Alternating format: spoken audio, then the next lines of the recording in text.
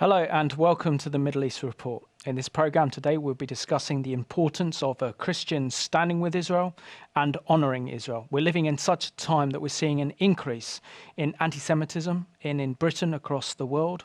We're also witnessing the rise of a nuclear Iran. Israel faces threats from Hezbollah and Hamas, who are terrorist organisations committed to Israel's destruction. And as the church is turning her back on her Jewish roots, it's important as Christians that we stand with Israel. And this is today's programme.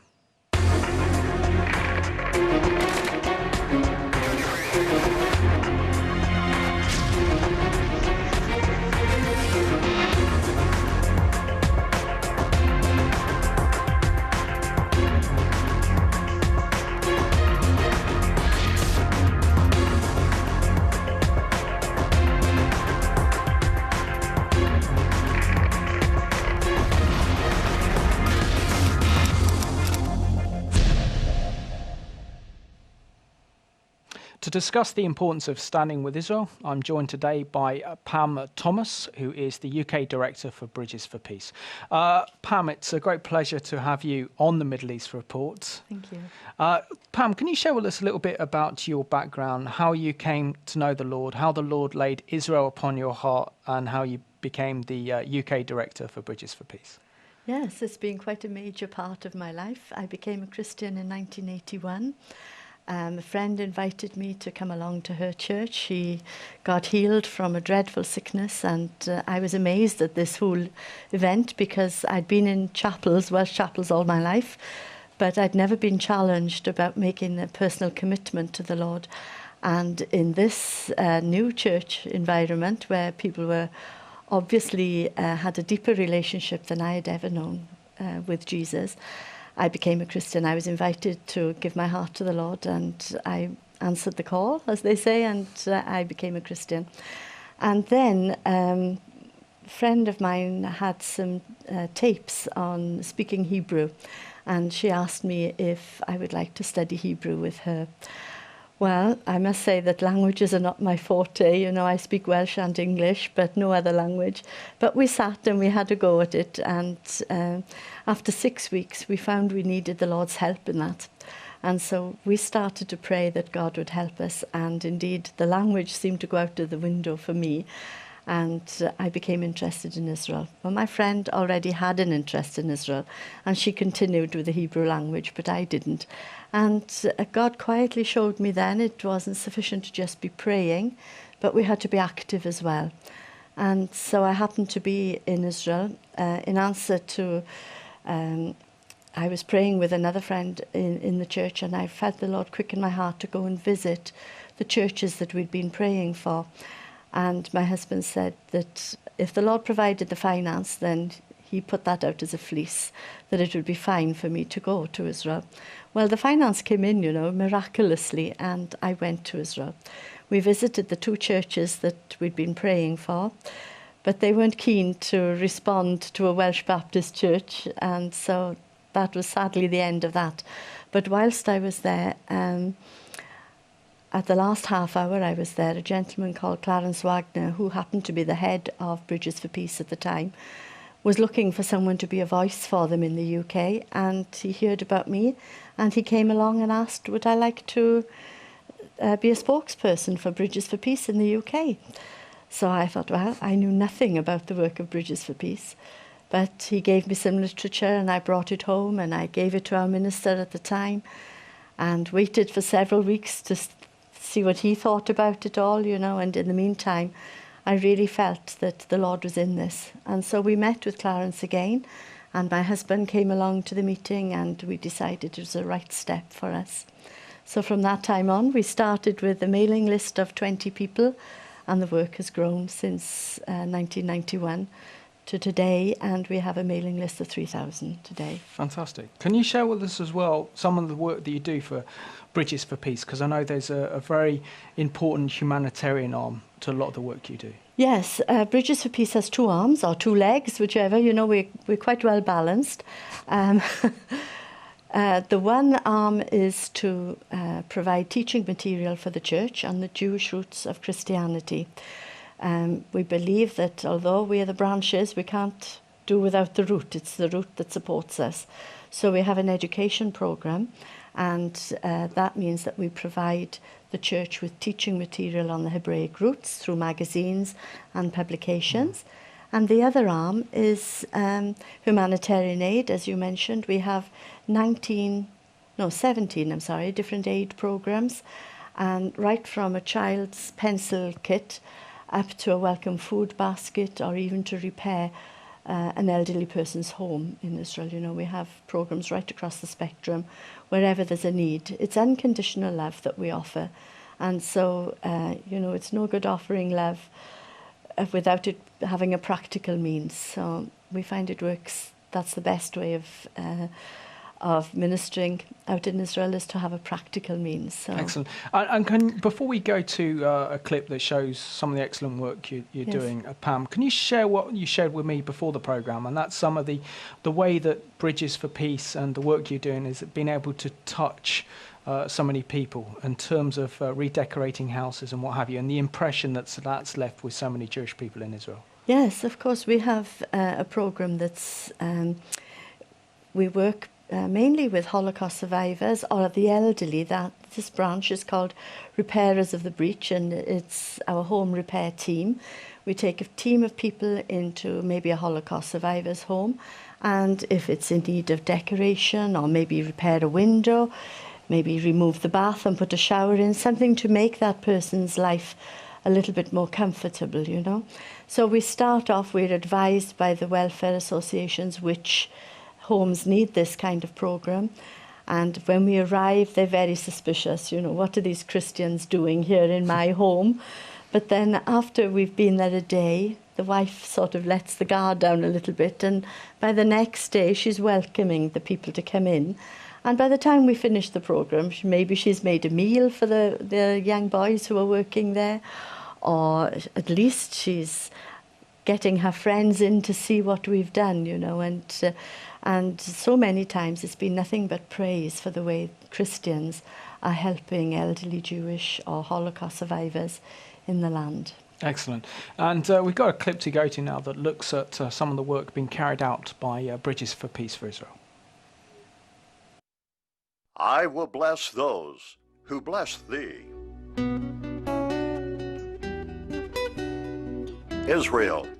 Today, modern Israel is a land of incredible diversity and astounding beauty, where Christian pilgrims in ancient boats still brave the unpredictable waters of the Galilee. Near the Dead Sea, Masada rises as a reminder of ancient battles. Travel south and stand amazed at the stark barrenness of the Negev. And then there's Jerusalem, where a modern, robust city surrounds the old city walls. But does the existence of the modern state of Israel represent the fulfillment of an ancient prophecy from God to his people, to gather them from all the nations once again to the land of promise? Is God still provoked by our actions toward his chosen people? Will he still bless those that bless Israel? God is moving in Israel. Israel is the stage in which God is revealing himself to the world. The Bible was written here, and Jesus, our Messiah, was born in Israel. In modern times, the state of Israel was reborn, and the Jewish people are coming home by the millions in fulfillment of Bible prophecy. Ezekiel says God is fulfilling his word so the nations will know that he is God. He is proving he is a faithful, covenant-keeping God. And God has called Bridges for Peace to be players on this stage, partnering together with him to fulfill the ancient prophecies and glorify the name of God. And then we want to welcome back also Yoshi from Japan. Each year, Christian volunteers travel from the four corners of the globe to show God's love in action. Bridges for Peace has joined God's prophetic plan to rebuild Zion, giving tangible help to the Jewish people to help them return to Zion, become established, and deal with the ongoing struggle of life in Israel. Great. Over 63 metric tons of food are distributed every month from the Bridges for Peace Assistance Centers located in Jerusalem and Carmiel. Additionally, the warehouse at Carmiel stores about 500 tons of food at all times. This food is ready for Israel in times of crisis or in times of war. The Adopt an Israeli Town program provides food for the needy residents of towns like Beit Shemesh. Working through social workers and community officials, Bridges for Peace delivers parcels of food to needy families. The Feed a Child program provides hot lunches and school supplies for some of the poorest kids in Israel. Bridges for Peace sends fishermen throughout the former Soviet Union to search for Jews who long to call Israel home, but have lost hope. Once they're located, Project Rescue covers the cost for passports, exit visas, ground transportation, and lodging. And so far, Bridges for Peace has rescued more than 36,000 Jews who now live in Israel. However, many Jewish people in these Eastern Bloc countries are not able to immigrate to Israel. Through Project Tikva, the Hebrew word for hope, Bridges for Peace has established assistance centers and soup kitchens for those who cannot leave. The adoption program provides sponsors who support a Jewish family or individual for a year. Many participants in the adoption program are new immigrants. Some are students facing the most critical time in their life. New immigrants also benefit from the Welcome Program gift package. By providing for some of their most basic needs, Bridges for Peace eases the transition for these newest Israeli citizens. The home repair team are all skilled workers who volunteer to go into the people's homes, paint, plaster, fix plumbing and electrical problems, repair the broken doors and windows, and install handrails for the elderly. War. Terror. For the people of Israel, war and acts of terrorism are woven like a constant thread through everyday life. The love shown by Christian volunteers by providing for special needs like wheelchairs and food vouchers and financial assistance shows the victims of war they are not alone. Through publications, books, seminars, study tours, church leader training programs, radio, web, video, and Zealous 8.2, our young adult outreach, Bridges for Peace teaches Christians to understand and identify with Israel, the Jewish people, and the biblical Hebraic foundations of our Christian faith. And it's really good to see that there are so many Christian organisations that are making a real difference for Israel, and in this case, Bridges for Peace. Pam, now you were involved in pretty much what I describe as a historic venture with the Zionist Federation by organising a night to honour Israel, which is on Thursday, the 7th of November. And this is the Zionist Federation with the Bridges for Peace UK. Can you share a little bit more about the Night to Honour Israel and how it all came about? Yes, we put a similar evening on in Cardiff 18 months, well, almost 2 years ago now. And since then, several people have asked me to do another one, but I was reluctant because of the effort, and I really needed to know if it was right by the Lord to do this. And I mentioned in the office that if we were going to do another one, I needed to see the writing on the wall. You know, I really needed to know it was of the Lord to do it. And then last November, I was invited to a small reception amongst 30 other people in the Israel ambassador's home.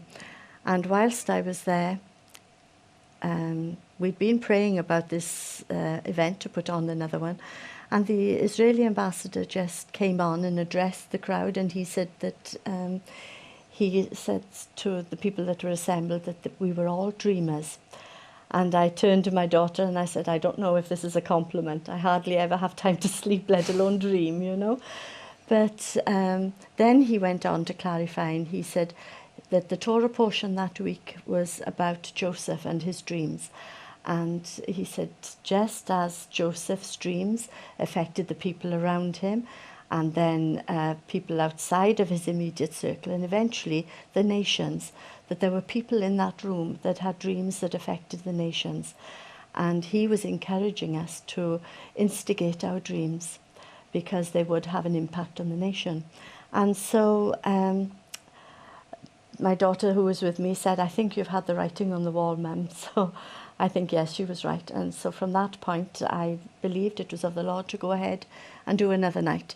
And so I wrote to Alan Aziz, who had invited me to this evening, and explained what had happened and to thank him for the invitation. And he asked me to come up to London to see him. And I went up full of fear and anticipation because I thought maybe I'd said something wrong, you know. But indeed, they were very keen. And he said, would we like to do it 50-50 then? You know, would we like to do it half each, that they would come and work with us in this? So from that point on, we've been working together to put on a night to celebrate and honour Israel. Excellent. And we've got a clip to go to now that looks at some of the work being carried out by the Zionist Federation here in the UK, but also in defending Israel as well.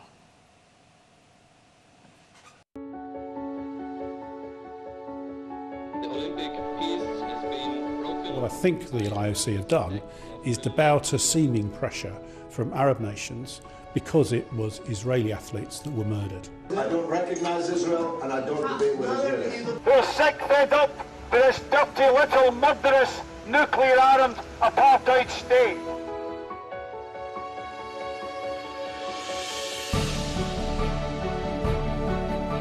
There is a large campaign of delegitimization, of boycott, divestment, sanctions laid against Israel unfairly. There's clearly a significant gap between the public image and the reality of Israel. The reality is really our greatest asset. And the challenge for us is to expose people to the reality of Israel. And that's one of the things that the Zionist Federation is committed to doing.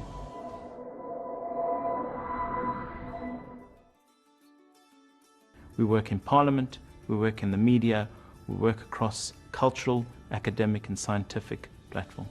The ZF decided to start running Science Days because we know how much Israel has to offer in terms of innovation and science and technology, and we never hear these good stories in the British media.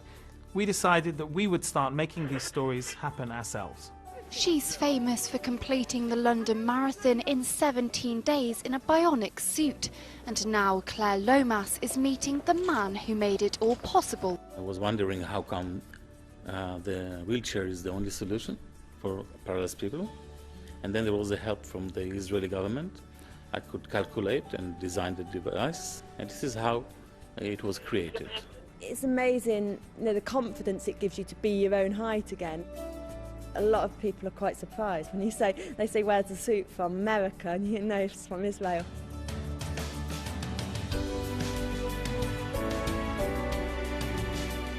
I had very little idea about Israeli technology until today. It was very inspirational. Now we see how it's like in other countries and the technology they make and stuff.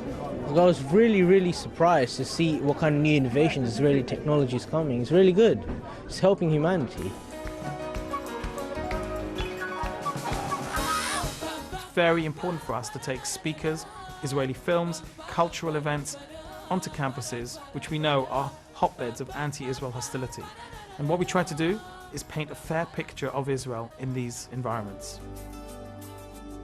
The ZF is deeply committed to partnering with other organizations, both within the Jewish community and outside the community. The lobby of Parliament, for example, could not be conducted if we did not have such a deep partnership with Christian Friends of Israel, who have activists all over the United Kingdom. Nobody works harder than the ZF to reach out and support Israel through grassroots advocacy. We offer these people training and encouragement to go out and get Israel's message across, and these same people are the ones who come out and demonstrate and stand up for Israel where no one else will. Let's go now to Keith Fraser. He's a spokesman from the Zionist Federation. Any justification to target civilians is immoral and is illegal. We are gathering, together with thousands of people joining us by webcast, to remember the darkest moment in Olympic history. I congratulate the Zionist Federation for bringing together groups of people to say, we want a 1 minute silence.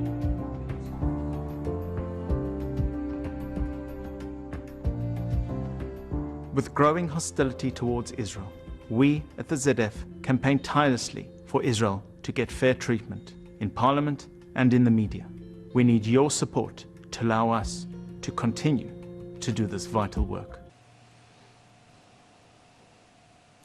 We're now joined on the phone with Paul Charney, who is the chairman of the Zionist Federation. Paul, it's good to have you on the Middle East Report.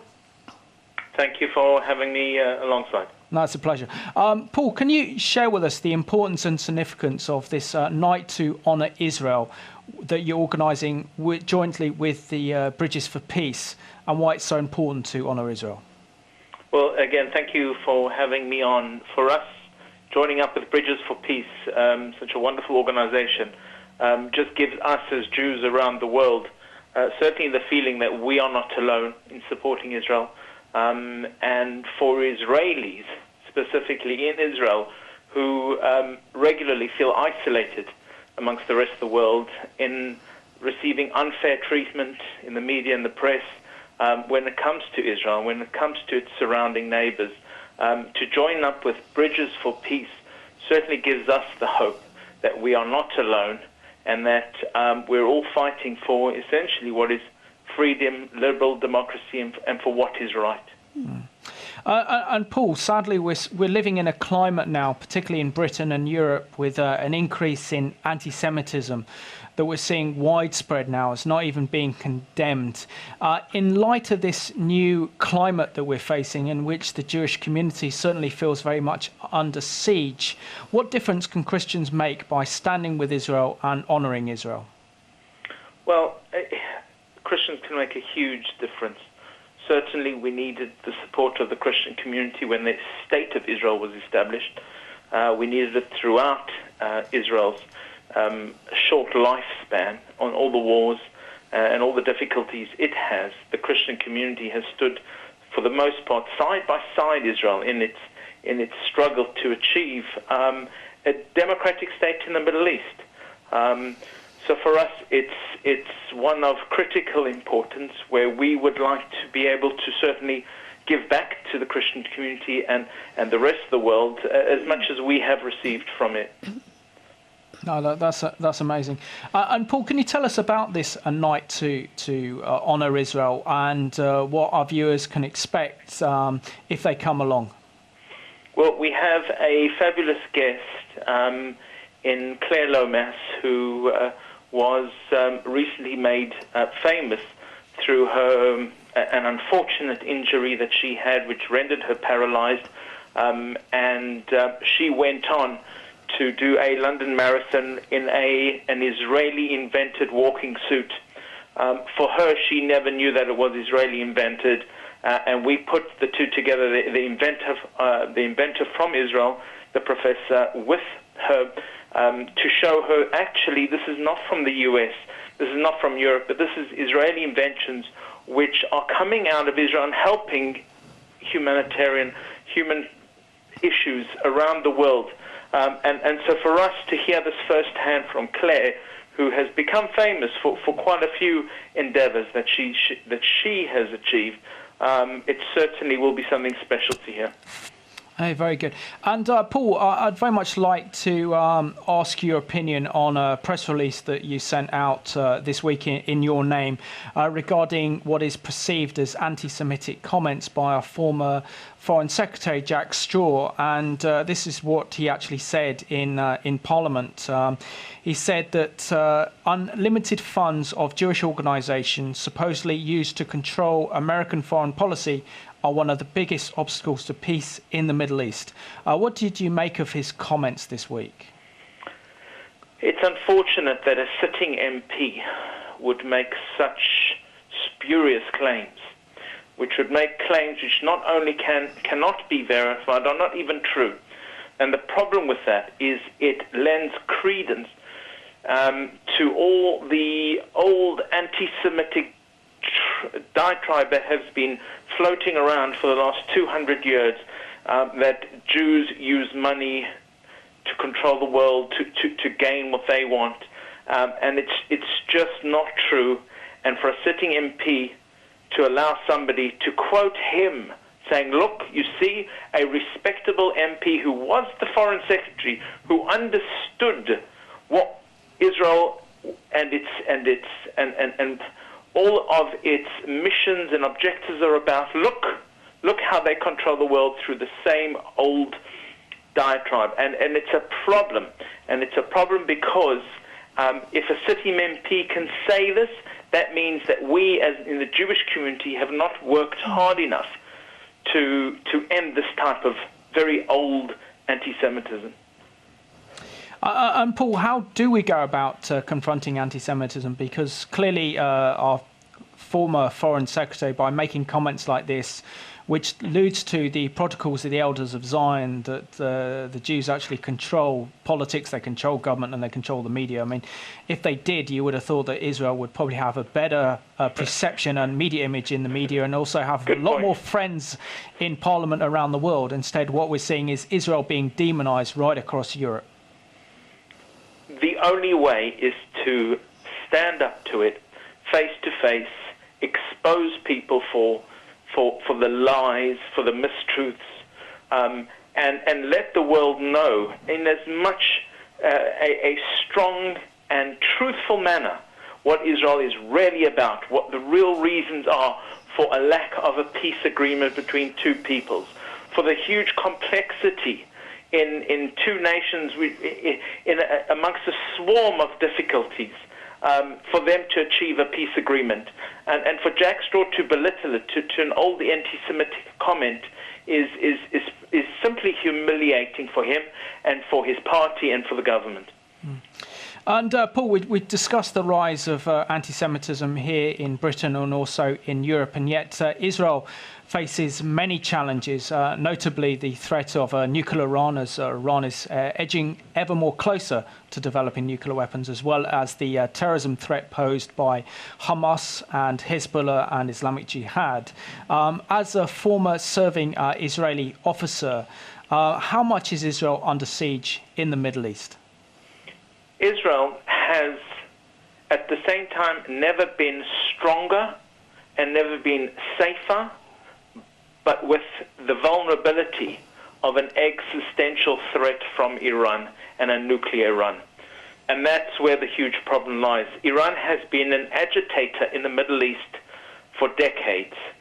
It is behind Hezbollah, it is behind the funding of Hamas, and certainly we've seen that around the world it continues to do terrorism, to fund terrorism, to support terrorism against specifically Jewish targets. The recent Hezbollah terrorist that was caught in Cyprus, who was interrogated, told them that Iran funds us, Hezbollah, and we are supposed to go around the world looking for Jewish targets.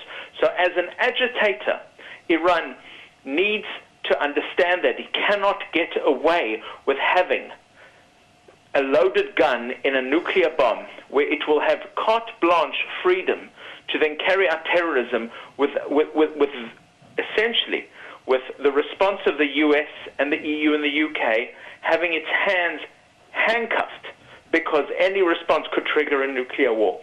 That is a huge problem for Israel. Israel and Netanyahu specifically has made it clear to the rest of the world, if you are not serious about dealing with a nuclear threat of Iran, then we will go it alone. And Paul, finally, back to the night to honour Israel. What will it actually mean to the Zionist Federation and to the Jewish community to see such large Christian support at an event like this to honour Israel? For us, it's hugely important.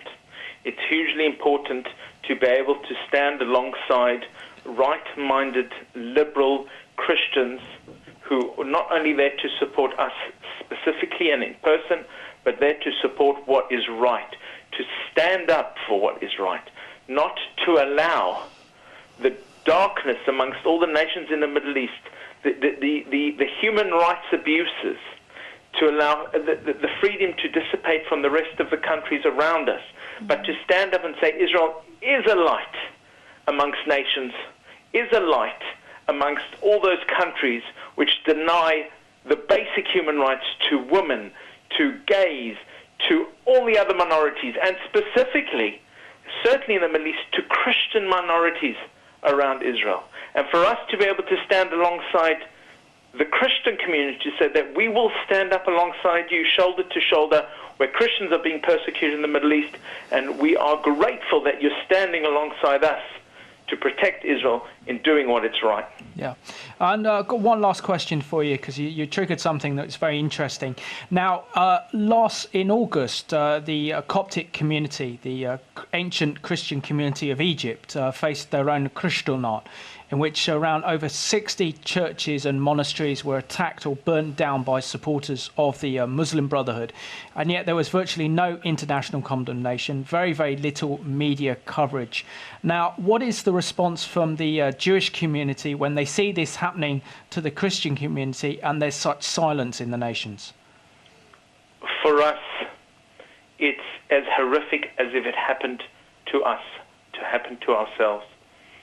We cannot allow this to happen to any minority, but specifically for us, the close connection we have with the Christian community and the close connection to the Christian community in Israel and the rest of the Middle East means that Israel will always stand alongside the Christians as a minority in the Middle East.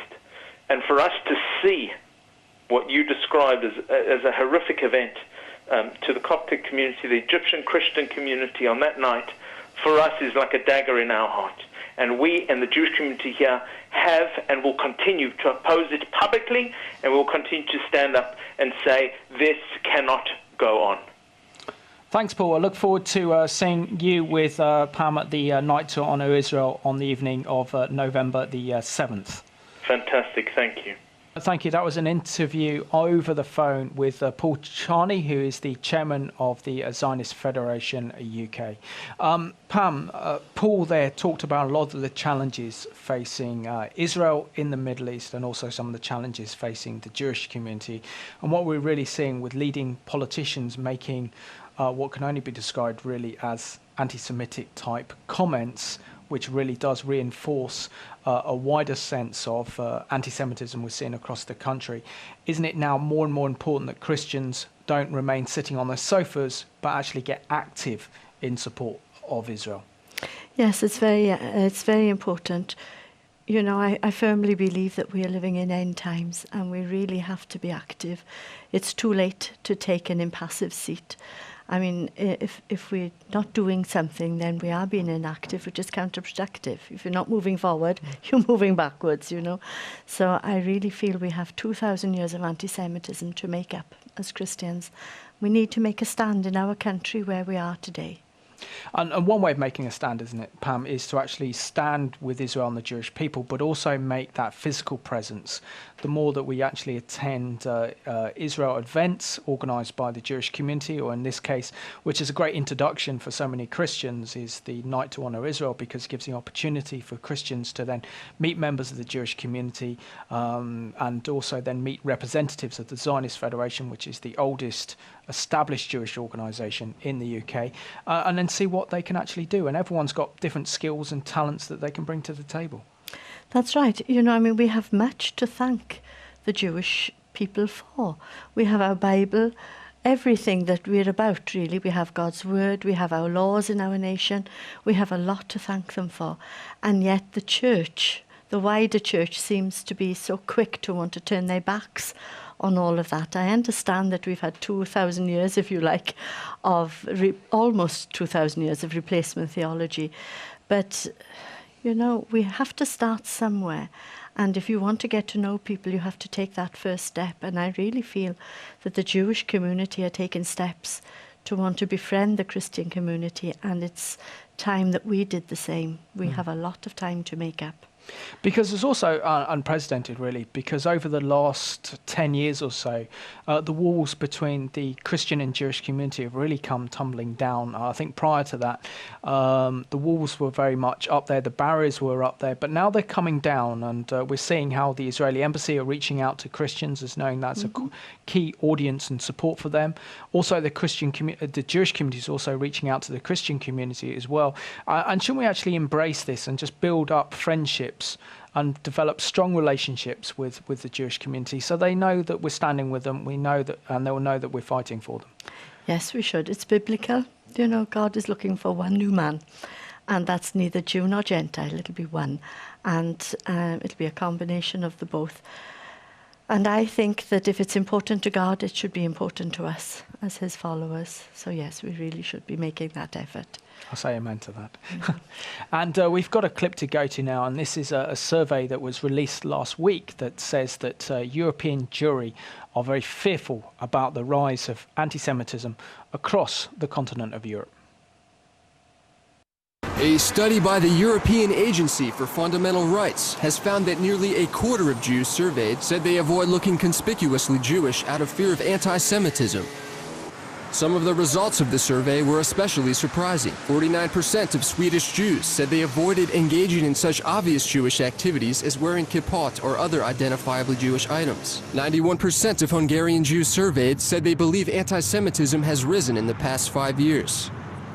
The results come as far-right groups in European countries have increased in popularity and prominence. Groups such as the far-right Jobbik Party in Hungary have made headlines for anti-Semitic attitudes. Just last year, a Jobbik member urged their parliament to draft up a list of Jews who pose a national security risk. Attacks against Jews, such as the March 2012 shooting of a rabbi and 3 school children in Toulouse, France, have also raised fears over a surge in anti-Jewish sentiment.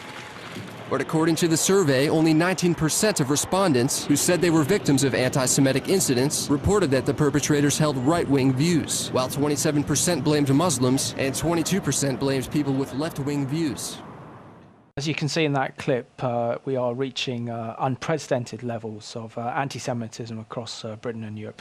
Pam, this is very concerning. I think this is the one way that Christians can really stand with Israel, is by attending such events you're organising, such as the Night to Honour Israel. And it's something that I very much support. It's something I very much believe in. Having been invited to the Christians United for Israel conference in July in Washington, D.C., where they hard out the National Convention Centre, and seeing something between 30 and 40,000 Christians standing in solidarity with Israel was absolutely amazing. And what was so amazing is the amount of joy it brings to the Jewish people, the amount of comfort it brings to them, knowing there are so many Christians that are wanting to rally behind the Israeli flag, particularly at a time when we're seeing this increase of anti-Semitism here in Britain.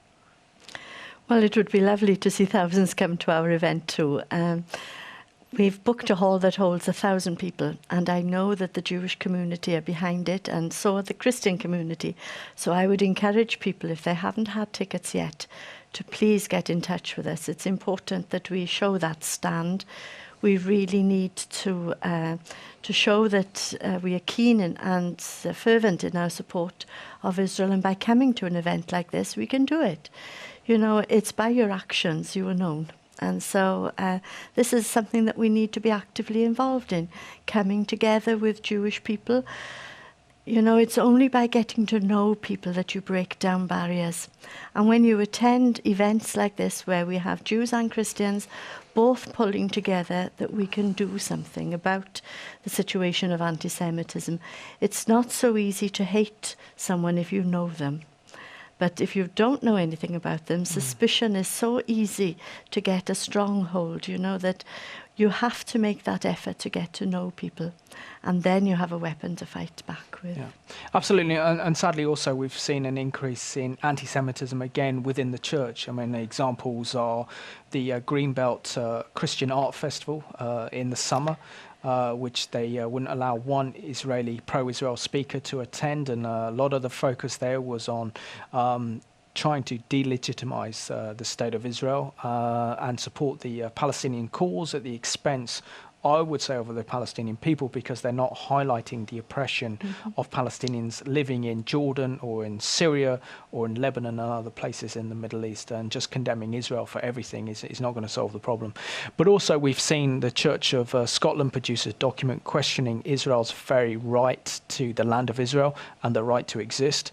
And now we're seeing the Methodists very much involved in the boycotts, divestments and sanctions campaign against Israel, and that's within the evangelical realm of the church. Isn't it so important that our fellow Christians need to wake up to the dangers of church replacement theology and to actually know and understand the Bible literally? Yes, it's very important. You know, this is not a new problem. It dates back 2,000 years ago, since Antioch. That was the first opportunity where people were called Christians for the very first time, was in Antioch. It's recorded in the scriptures for us, and from that time on there seems to have been almost a campaign, if you like, to delegitimize the Jewish people and their claim on God, because, you know, God revealed himself to them first. And so what is unique about this is that today we have an opportunity to counteract it. And it's up to Christians. We all have the ability to read the Bible for ourselves.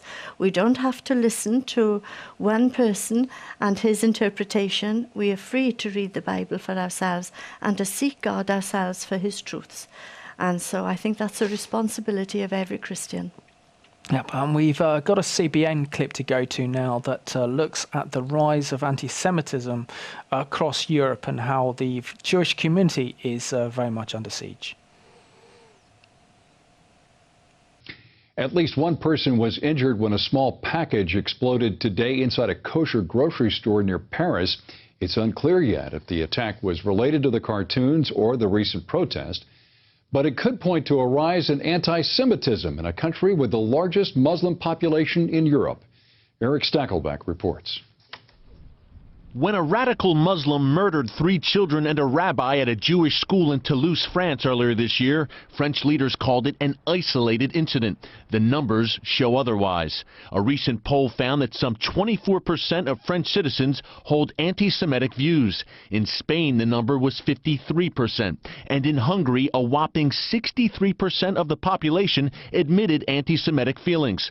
The same poll found this trend growing in Britain as well, up 7% since 2009. This is a threat certainly not only to the Jewish community, it is a threat to the European culture itself, to the democracy itself. Michal Gur-Aryeh is Israel's deputy ambassador to Belgium. Here it's gotten so bad that the Belgian government must fight the problem of Holocaust denial. It has the purpose of educating, especially Muslim youth, about the Holocaust.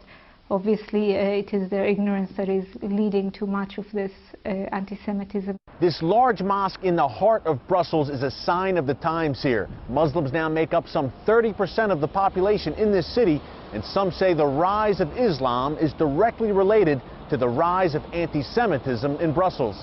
One of the more shocking incidents in Europe's capital city came when 5 Muslim girls brutally beat a 13-year-old Jewish classmate last year, calling her a dirty Jew. Belgium now puts a special representative in each prosecutor's office to address this sort of hate crime. Still, one Jewish leader told CBN News that effort isn't enough for some in his community. The fact that you have a lot of people, they are thinking about leaving, I must say the truth. Dr. Maurice Sosnowski teaches at the Free University of Brussels, where he says the administration has been silent over the growing anti-Semitic climate on campus. There are activists, I would say people from extreme left wing, associated with integrists. Those two, I would say, small groups are very active on the ground. Sosnowski says this alliance drives a campus movement known as BDS, meaning boycott, divest from, and sanction Israel. When there is a conference and you defend Israel, you cannot speak. As war looms in the Middle East, some European Jewish leaders worry their communities will be targeted. It happened 4 years ago when Islamists and leftists led violent protests during Israel's operation against Hamas in Gaza. They vandalized synagogues and physically attacked a number of Jews. The hostility wasn't confined to Europe. Large anti-Israel rallies took place in some American cities as well, showing that the enemies of Israel are active far beyond the Middle East. Good to see Eric Stekelbeck of CBN there highlighting some of the dangers facing the Jewish community in Brussels and also in Europe, and having worked with so many of those individuals on the European report, it just gives us a reminder of what we need to confront and the importance of standing with Israel and the Jewish people. Pam, you might be aware that I go to Brussels once a month to do a regular programme called the European Report, and many of the guests that featured on this programme, they've been on the European Report, and the situation in Europe is far worse than it is here in Britain, primarily because the European Commission, through Baroness Ashton, is looking to impose economic sanctions on goods and services produced in Judea and Samaria, which is the biblical heartland of Israel, the Golan Heights, and also East Jerusalem. The Council of Europe are wanting to ban male circumcision, religious circumcision, which would actually threaten the practice of Judaism across Europe. And it seems very much that Europe's turning back to the dark days of the 1930s and 40s. Mm-hmm. Yes, and you know, history has a way of repeating itself, and we should all be aware of what happened in the 30s. I mean, I wasn't quite born then, but, you know, I know about it because of my parents mentioning these historical facts, and we learn about it for ourselves. But we mustn't let it happen again. We have an obligation to our families, our children and grandchildren. I fear that if we allow something like this to happen, what will happen to our children in the future as well? And not that that's a reason it shouldn't happen to anyone, but it really shouldn't happen to the race that God chose to reveal himself to, and the people that he set aside to reveal his glory to the world to. Why are we allowing this to happen? We should be cherishing the Jewish people. You know, it's an honor to stand with them. And I think we need to take it seriously and stand up for what we believe. I stand up for my belief in Jesus, and I would stand up for their belief in their God too, because he's my God. And we need to take every opportunity we can to stand with them as God's chosen people. Absolutely. And, you know, we've discussed in this programme what we're seeing, sadly, is the rise of anti-Semitism across Britain and Europe. But this is a clip to go that shows some of the challenges that Israel faced from Iran and also from Islamist terrorist organisations who are committed to Israel's destruction. Terrorism. The systematic use of violence and intimidation against civilians. The motive: Islamist fundamentalism, radical extremists inciting against Western countries, among them Israel.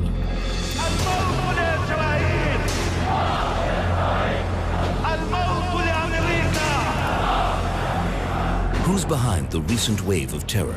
At least 3 Iranians were inside at the time of the first, apparently accidental explosion. New Delhi police have conclusively linked last month's Israeli embassy bombing to Iranian secret agents. Bomb attack that last year killed 5 Israeli tourists. Evidence points to one perpetrator. Iran is the main player in orchestrating recent acts of terror. But it's not alone. Hezbollah, a terror organization in southern Lebanon, is playing to Iran's tune. In 2009, the Israeli Navy intercepted 500 tons of weapons aboard the MV Frankop, all Iranian-made and intended for Hezbollah. Iran not only arms terror organizations, it also trains them. Terrorist operatives flock to learn from the Iranian Revolutionary Guard, which trains them in guerrilla warfare, tunnel digging, and concealing traps. Apart from a worldwide guerrilla war, Iran is striving to achieve a nuclear arsenal with blatant disregard for UN Security Council demands. The bottom line is indisputable. Jihadist terror is a worldwide problem. It's your problem. Act now. Just shows you some of the challenges that Israel sadly face in today's Middle East, and why it's more imperative that Christians stand for Israel. Pam, sorry, we finally come to the end of the programme, but hopefully through this programme that so many of our viewers will respond to the call, will attend this night to honour Israel and enjoy themselves. But very, very quickly, in less than 30 seconds, you know, what will our viewers expect when they attend this event? We have a wonderful programme. We have great speakers, the Deputy Israel Ambassador, Joshua Reinstein, the CEO of Bridges for Peace, representatives from the Zion Federation. It's going to be a wonderful evening, but above all, it'll be a night that we can stand honourably and say, Israel, we are standing with you. Excellent. Thank you. And I want to thank you for watching today's programme, the importance of standing with Israel, standing with the Jewish people, and there's nothing better than joining a joint Christian-Jewish event called the Night to Honour Israel. And it's very important that we do honour Israel, and that by showing our support to the Jewish community sends volumes to them, because we bring comfort to Israel, we bring comfort to the Jewish people, and we stand against the evil in our day by making our stand with Yeshua and our stand with the Jewish people in their hour of need.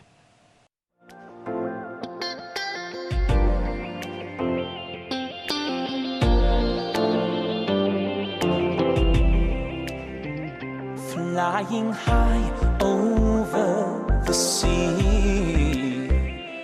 gazing at the land ahead of me, feeling the bond to our history, where we belong, our destiny.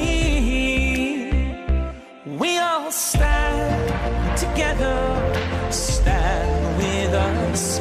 We all stand together, you and me. We all stand together, stand with us.